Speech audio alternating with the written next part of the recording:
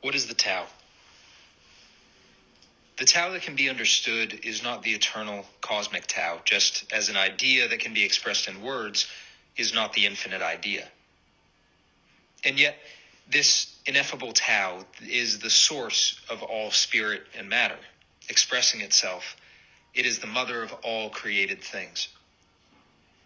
Not to desire material things is to know the freedom of direct experience, and to desire them is to suffer the limitations of matter. Yet, these two things, matter and spirit, so different in nature, have the same origin. This unity is the mystery of mysteries and the gateway to lived experience. That's chapter 1 of the Tao Te Ching.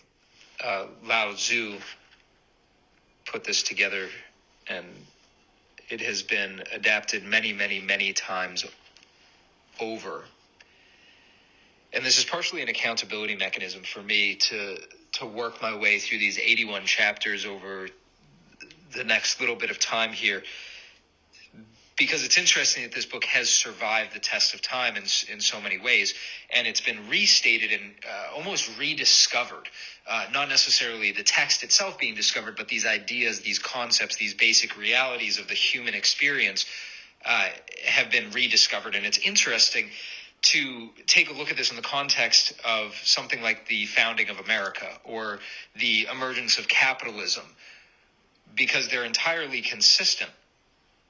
In fact, they're pointing at the exact same thing, this idea of lived experience, direct experience of life, and finding what we value in that life and having the freedom and the opportunity to go after it, to discover what is important to us and attempt to live it. And it's interesting, I think, most particularly in a discussion of capitalism, to hear a sentence that reads, "Not to desire material things is to know freedom. To desire them is to suffer the limitations of matter." Because so often when we talk about capitalism, it's something that's focused on money. It's a economic system purely in which we exchange using a common mode of capital.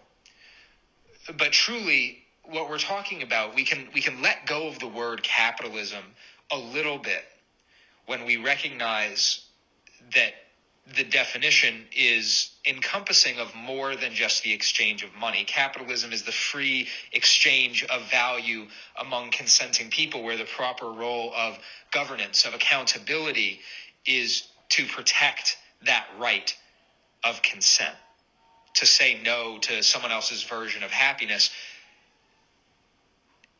And yet, what this text recognizes is that an idea that can be expressed in words, like happiness, like fulfillment, like satisfaction, is not the infinite idea itself. And so any law that we try to put into place is going to be inherently flawed. Because, of course, trying to describe love, for example, describe happiness in statute, it just isn't going to work.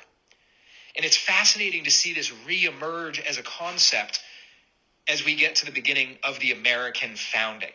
As we see these words, life, liberty, and the pursuit of happiness, show up and recognize this same belief that this is the natural state of being for humanity.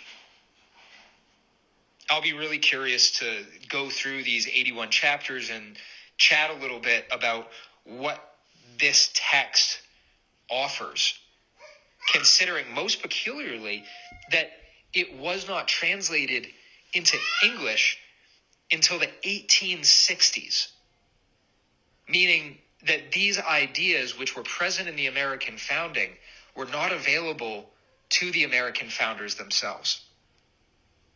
It seems like there's an opportunity there to learn from some of the great minds in history, to do some synthesis, and see what comes out the other end. Is there an opportunity here as we seek to live better lives, seek happiness, explore direct experience, and truly live what makes us happy?